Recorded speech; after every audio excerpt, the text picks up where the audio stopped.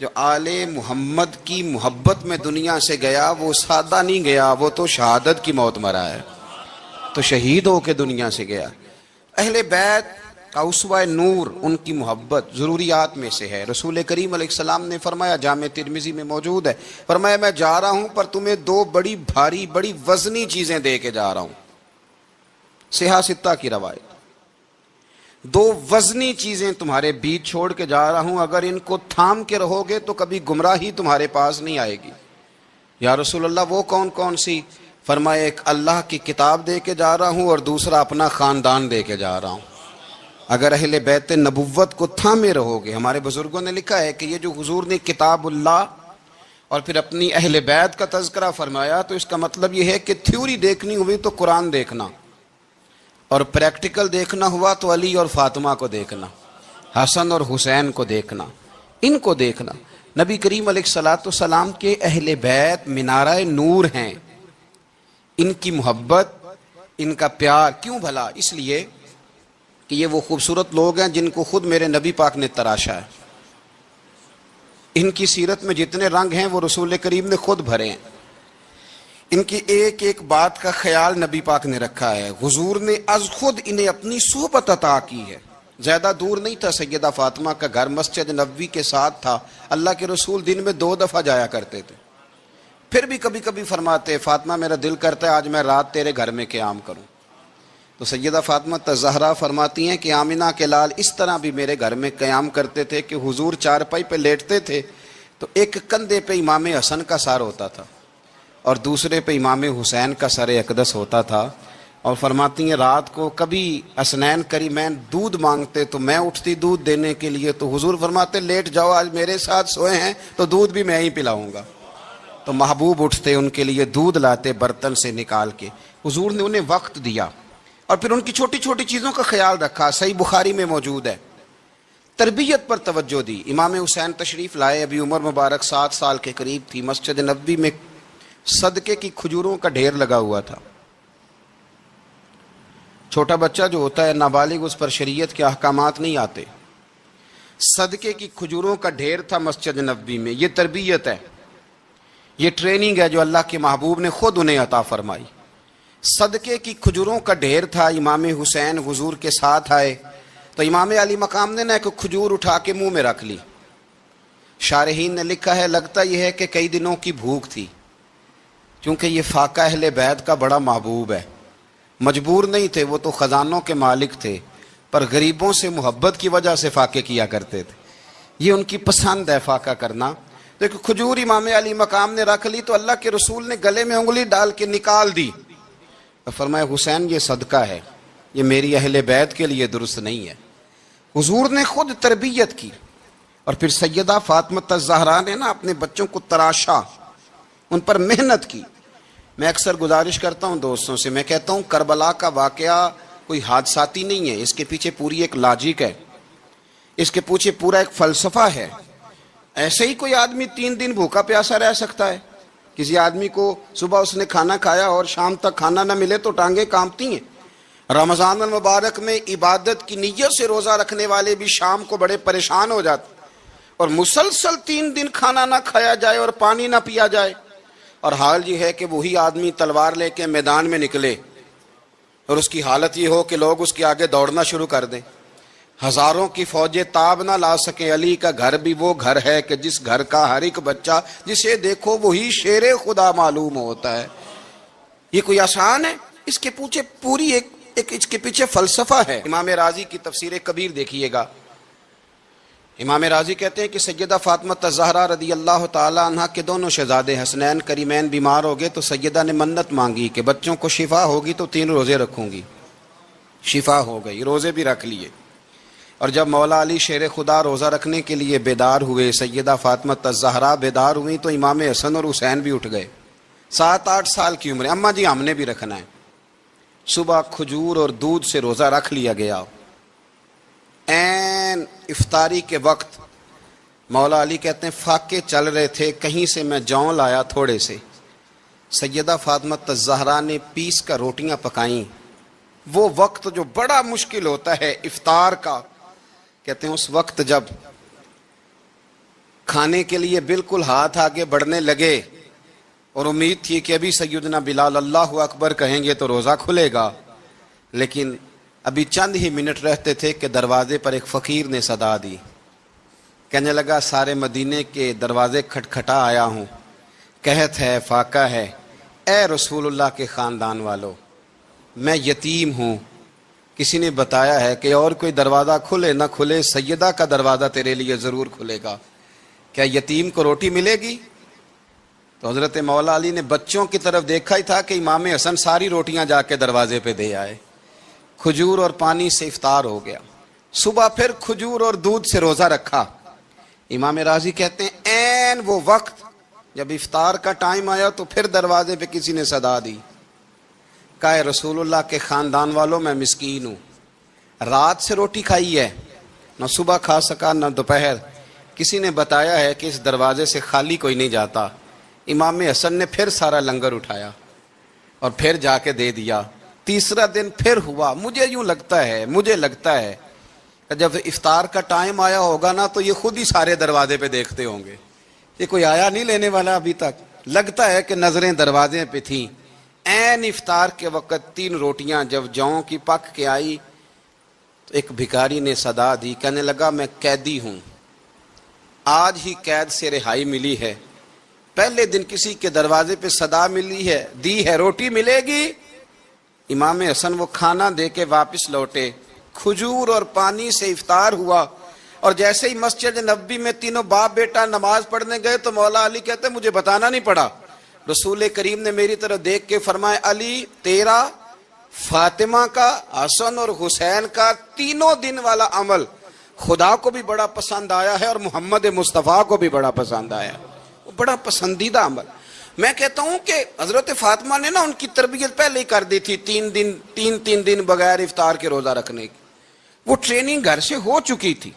اب میدان کربلا میں 3 دن بھوکا پیاسا رہنا ان کے لیے مشکل نہیں تھا، وہ تو ان بچوں کے لیے مشکل ہوتا ہے جو کھانا دیر سے پکنے سے برتن توڑنے شروع کر دیتے، وہ بچے بلیک میل ہوتے ہیں جن کو ایک وقت ان کے پسند کا کھانا نہ ملے تو وہ گھر میں جو ہے وہ ادھم شروع کر دیتے ہیں، جن کی ماں نے عادت ڈالی ہو کہ بیٹا 3 دن بھوکے پیاسا رہنا ہوا تو رہ لینا لیکن کسی بھی باطل کے ساتھ کمپرومائز نہ کرنا، ان کے لیے اتنا مشکل نہیں تھا۔ ان کی تربیت ہوئی، ان کی ٹریننگ ہوئی، پھر اللہ نے ان کی سیرت میں رنگ بھرے، ان کے کردار میں حسن آیا، وقار آیا۔ حضرت امیر معاویہ رضی اللہ تعالیٰ عنہ نے ایک شخص کو بھیجا مدینہ منورہ شام سے، تو اس نے کہا میں نے امام حسین سے ملنا ہے، تعارف کیا ہے؟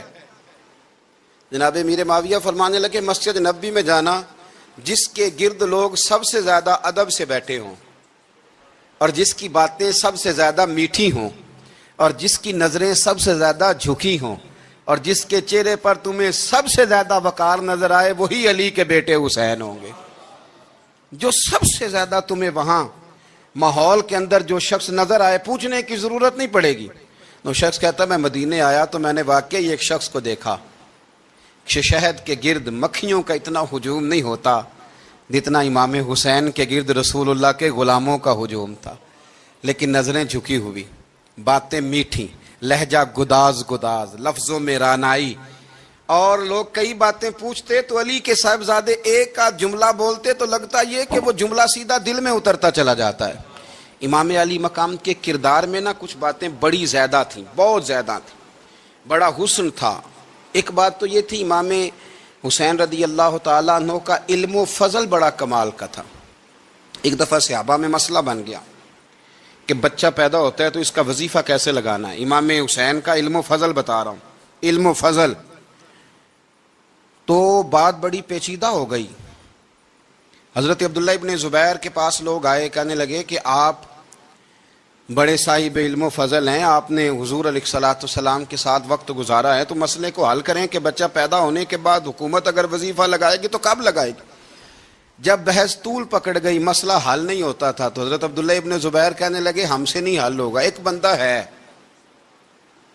جس کے سینے میں رسول اللہ صلی اللہ تعالیٰ علیہ وسلم کے نور نبوت کا فیضان ہے، وہ یہ مسئلہ حل کریں گے۔ تو کہا وہ کون سے؟ آپ فرمانے لگے جب ہم سے مسائل حل نہیں ہوتے تو ہم ان کے علم سے فائدہ اٹھاتے ہیں. کہا کون ہے؟ کہا جناب امام حسین. تو لوگ حضرت امام حسین کے پاس گئے کہ حضرت یہ ایک مسئلہ الجھ گیا ہے کہ بچہ پیدا ہو تو وظیفہ کب لگانا ہے؟ فرمایا الجھنے والی بات ہی کوئی نہیں. پیدا ہونے کے بعد جب وہ پہلی دفعہ آواز نکالے تو اس کا وظیفہ لگا دو. اس کا مطلب یہ ہے کہ وہ دنیا میں آ گیا ہے, اس نے اپنے آنے کا اظہار کر دیا ہے, اعلان کر دیا ہے, اب اس کا وظیفہ لگا دو. تو اس پر پھر صحابہ کا اتفاق ہو گیا. امام حسین کے علم سے, فضل سے لوگ فیض اٹھاتے تھے. پھر اس کے ساتھ ساتھ امام حسین کا ذوق عبادت بڑا شاندار تھا, بڑا زبردست ذوق. علامہ جوزی نے لکھا ہے وکان الحسین رضی اللہ تعالی عنہ فاضلا کثیر الصوم والصلاۃ والحج والصدقۃ وافعال الخیر جمیعا. آپ فرماتے ہیں کہ امام حسین زیادہ نمازیں پڑھنے والے تھے, کثرت سے سجدے کرنے والے, کثرت سے روزے رکھنے والے, زیادہ حج کرنے والے, اور امام حسین صدقہ دینے والے اور نیکی کے کاموں میں شدت کرنے والے تھے. امام حسین کا جو ذوق عبادت تھا وہ اتنا شاندار تھا کہ آپ فرض نماز کے علاوہ روزانہ 100 رکعت نماز نفل ادا فرمایا کرتے. اور امام حسین فرماتے زندگی میں کبھی ایسا نہیں ہوا کہ 3 دن گزر گئے ہیں اور حسین کا قرآن پاک ختم نہ ہوا ہو. 25 حج کیے امام حسین نے مدینہ منورہ سے مکہ مکرمہ پیدل جا کے, 25 حج. اب تو نسبت والے لوگوں کو عبادت کی ضرورت نہیں نا, اللہ ماشاءاللہ کہتے ہیں نسبت بڑی ہے. بھئی جن کی نسبت اتنی خاص تھی کہ حضور نے فرمایا یہ فاطمہ کے نہیں میرے بیٹے ہیں, ان کا تو حال یہ ہے کہ فرض کے علاوہ 100 نفل, 3 دن سے پہلے ختم قرآن پاک, 25 حج فرمائے. تو کس نسبت کی بات کرتا ہے؟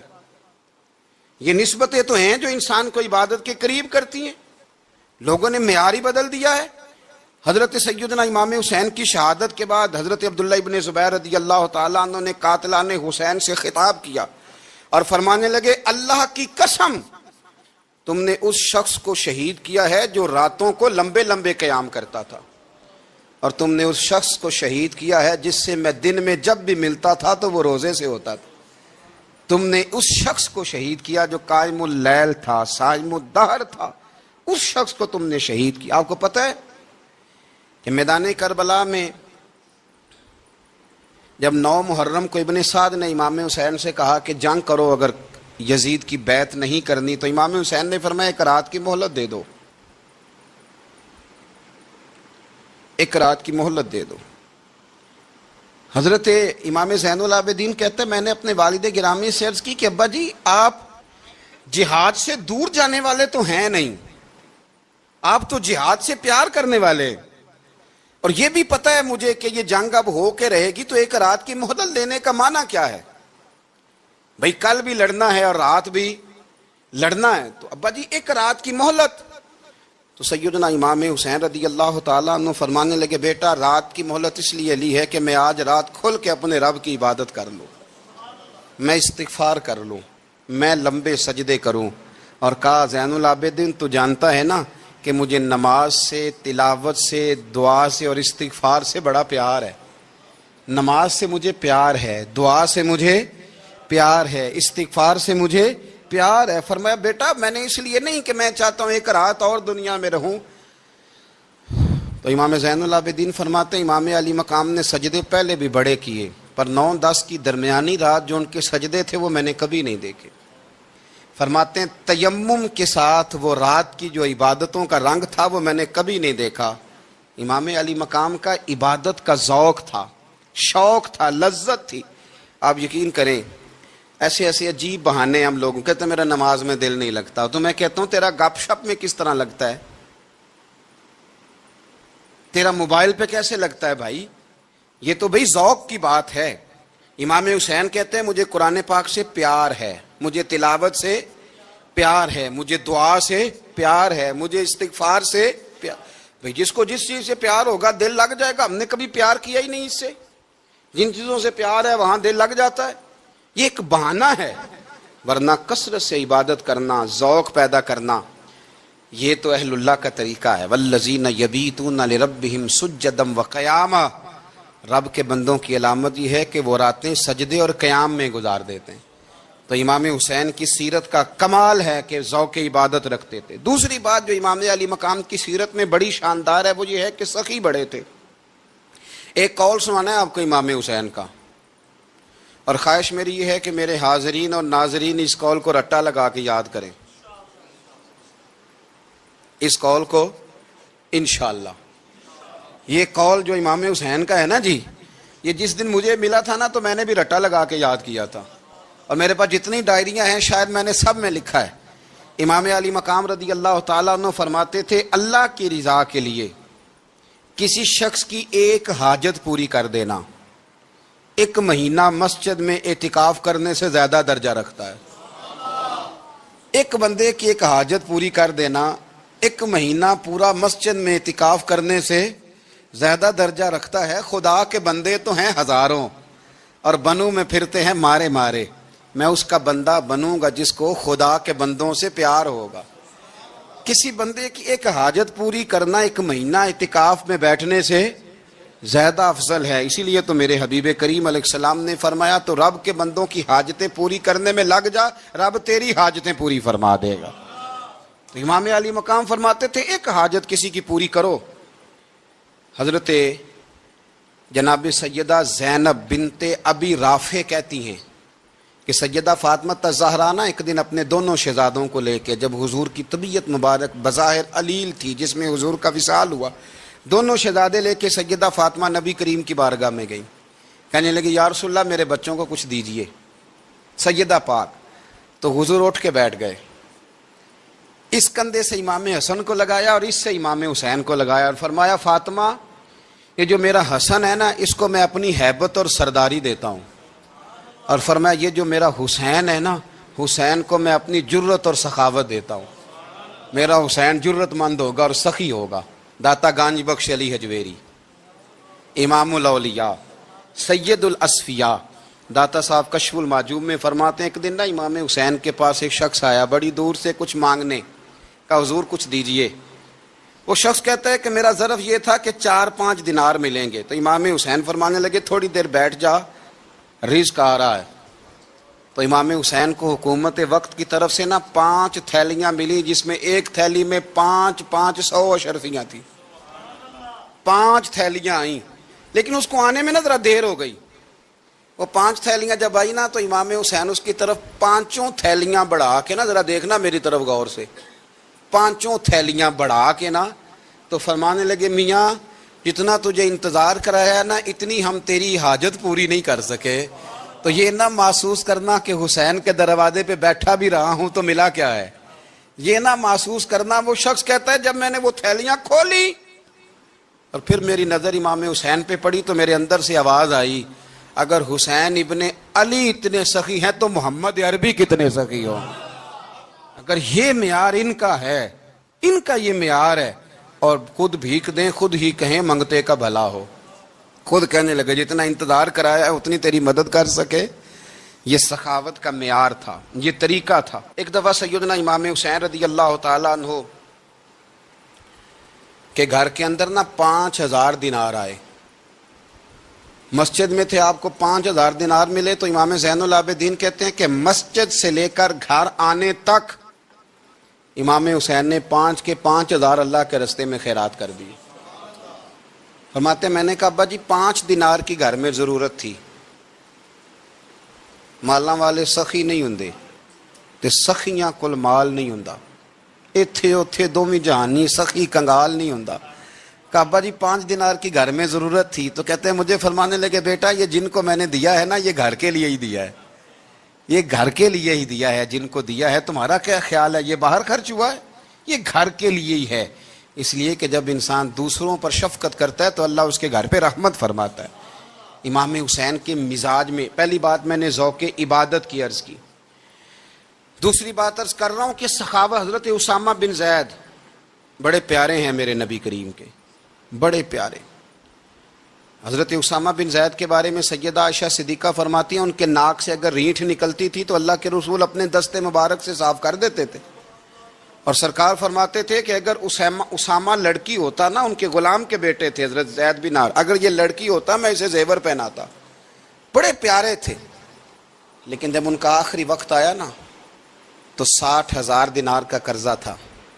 رشتہ داروں سے کہا، دوستوں سے کہا، یاروں سے کہا پر قرض ادا نہیں ہو رہا تھا. حضرت اسامہ بن زید کہتے ہیں بڑا پریشان تھا. جب حد ہو گئی نا تو حضرت اسامہ بن زید فرمانے لگے جاؤ کوئی حسین ابن علی کو خبر کرو، ان سے کہو میں نا غلام ہوں آپ کے نانا کا، اور مقروض دنیا سے چلا گیا تو کیا بنے گا. امام حسین کو خبر ملی تو دوڑے آئے. لاجپال اس پیر کو نہیں کہتے جو تگڑا نذرانہ لے کے تو ماتھا چوم لے، لاجپال تو اس کو کہتے ہیں کہ جب ضرورت پڑے تو وہ سر پہ موجود ہو.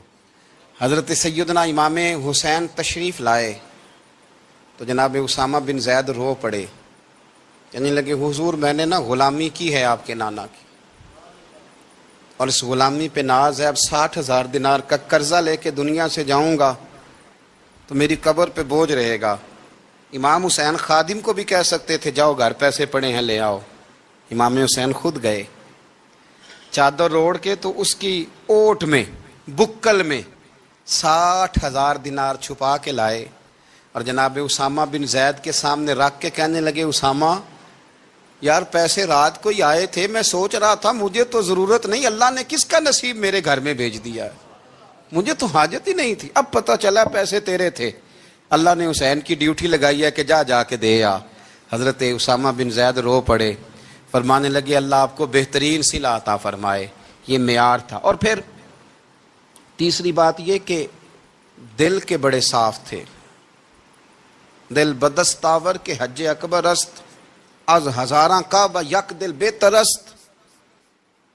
شیخ سعدی کہتے ہیں کہ درویش کہتے ہیں کہ کسی کا دل رکھ لینا نا، دل راضی کر دینا، کعبے کا 1000 بار حج کرنے سے بہتر ہے. دل بدستاور کے حج اکبر است، کسی کا دل راضی کرنا حج اکبر ہے. امام بڑا ہی پیار کرتے تھے. گھوڑے پہ جا رہے تھے، کچھ فقیر غریب لوگ بیٹھ کے روٹی کھا رہے تھے. کہاں رہے تھے؟ سڑک کے کنارے. تو امام زین العابدین فرماتے ہیں کہ جب امام حسین گزرے تو انہوں نے آواز دی حضور دل کرتا ہے ہمارے ساتھ بیٹھ کے روٹی کھائیں. کائنات کے مالک و مختار کے نواسے اور دنیا کے سب سے بڑے شہزادے گھوڑے سے اترے اور غریبوں کے ساتھ سڑک پہ بیٹھ گئے، روٹی کھانے لگے اور دیر تک کھاتے رہے. اور جب فارغ ہو گئے تو فرمانے لگے کھانے کی ضرورت بھی نہیں تھی، حاجت بھی نہیں تھی، پر تم نے آواز دی تو دل رکھنے کو بیٹھ گیا تھا، اگر اجازت دے تو چلا جاؤں. یہ مزاج تھا، یہ طبیعت تھی. آپ کے ایک بھائی ہیں چھوٹے، حضرت محمد بن حنفیہ نام ہے، حضرت مولا علی شیر خدا رضی اللہ تعالیٰ عنہ کی دوسری بیوی سے. ایک دن حضرت امام حسین ان کے گھر میں بیٹھے تھے تو کسی بات میں نا اختلاف رائے ہو گیا، تو امام علی مقام ناراض ہو گئے، فرمایا آج کے بعد تیرے گھر نہیں آؤں گا. رومال اٹھایا چلے گئے. لوگوں نے حضرت محمد بن حنفیہ رضی اللہ تعالیٰ عنہ سے کہا حسین تو ناراض ہو گئے، کبھی نہیں آئیں گے. آپ فرمانے لگے بھائی تمہارا ہے کہ میرا؟